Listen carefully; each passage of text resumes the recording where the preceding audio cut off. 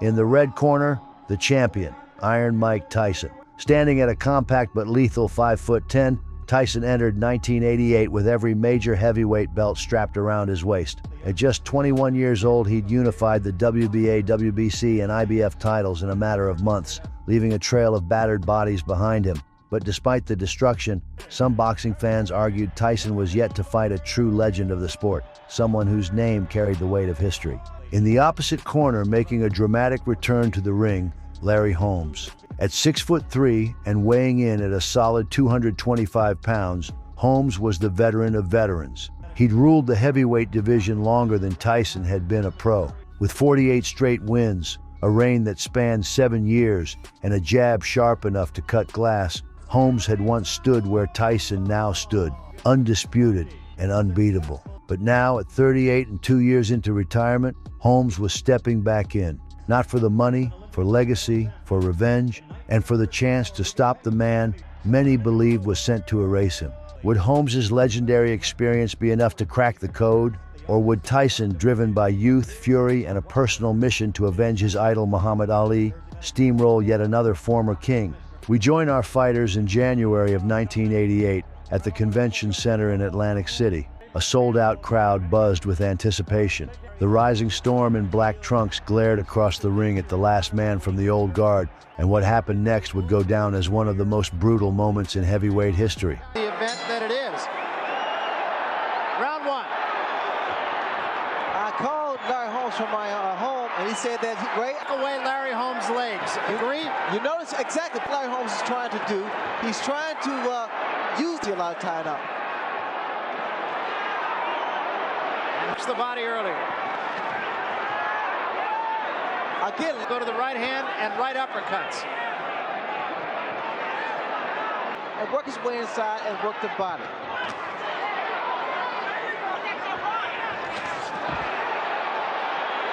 Tyson stepped forward like a wrecking ball, but Holmes didn't panic. He kept tall, calm behind his jab, and looked to establish distance immediately. Tyson tested angles, dipping low, slipping side to side, trying to find his rhythm. Holmes stayed composed, probing with the jab and using his footwork to circle away. Tyson finished the round strong, finding ways inside and closing the gap. And just to elaborate on that, by comparison, 44, and Tony Tucker threw 61. Larry Holmes is being very economical, just trying to preserve that strength. But he tried to measure. Mike to go to the body.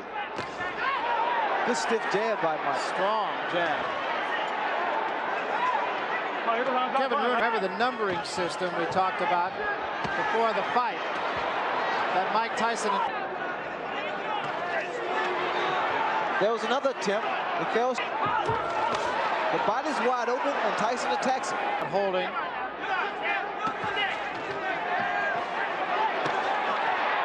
There's a left hook by Tyson.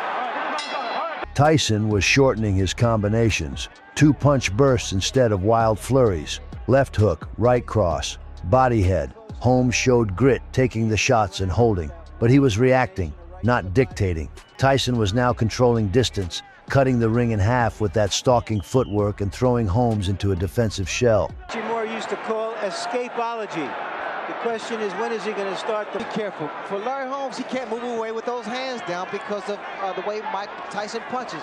Shots because they become telegraphed because of frustration.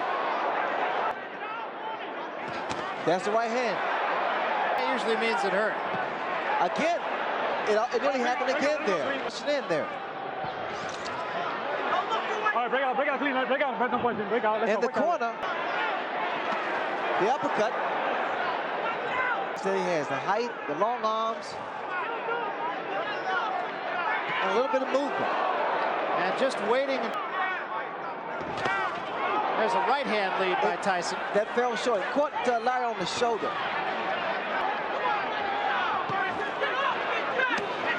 Larry Holmes going to the body. Again, you see what happened there. A little bit of an elbow there from Larry Holmes, too. Well, actually, that was the kind of shots that to keep him up to Mike Tyson. That was a big right hand. Best punch of the fight.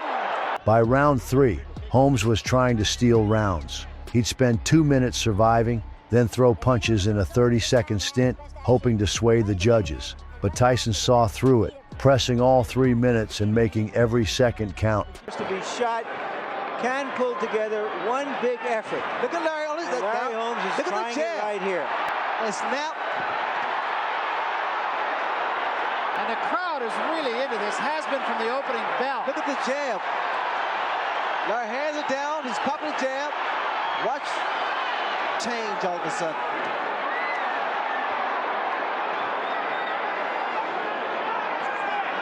Now I seem to hear that. Putting up a pretty good fight. Well, we talked about the fact that Holmes one day said he would jab and the next day said he'd use his right hand and an uppercut. He's done both. He cannot afford to do that. Like here, for example. But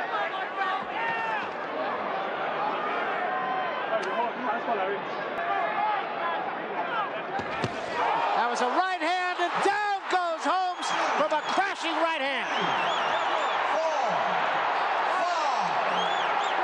The old Larry Holmes would always get up and fire back. what? And down he goes again from another right. There's a full. He can't move because he's not steady. He needs to just hold on. It will take every bit of savvy that this man has. Still 40 seconds left. He's still on Queer Street. And took another big right hand. Oh.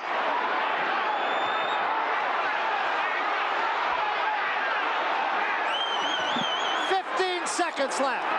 Be careful because Larry. Oh, that shot. That's Huge it. right hand. That should be it. And down goes Holmes, and that's going to be it. It's over. That's all. And he fought what you'd have to consider a smart fight, too. He seemed to do everything right. But there's the first knockdown now. Let's take a look at it. Big right hand right up on the top of over the eye. It was a short right hand, overhand right. Watch it again. This is still the first knockdown. Set up with the left, and look at that right hand. It was a beautiful right hand, the way it was executed, Barry, because he threw his jab, stepped inside, and delivered that overhand right. You watch the way that Mike Tyson steps in. Beautiful right hand. It was almost like a right hook. Final knockdown, the third knockdown. Larry's trying to use his arms, trying to cover up. Here at this point, referee should have stepped in, but I guess it's respect of a champion of Larry Holmes' reputation. Holmes just being pummeled at this point. That right hand did a lot of damage. 55 seconds of the fourth round, the winner, and still the undisputed, undefeated heavyweight champion of the world, Iron Mike Tyson. It was a ruthless display from Tyson. Youth, power, and precision, all wrapped into 4 brutal rounds. Holmes, the old champion, came to fight, but he left reminded that time waits for no man. He went out on his feet, still proud, still fighting, but against Tyson in 1988, pride wasn't enough. This wasn't just another title defense, it was a generational statement. Tyson didn't just beat a former champion, he erased an era. There'd be no rematch, just one violent night where the past met the present, and the present hit back with both fists.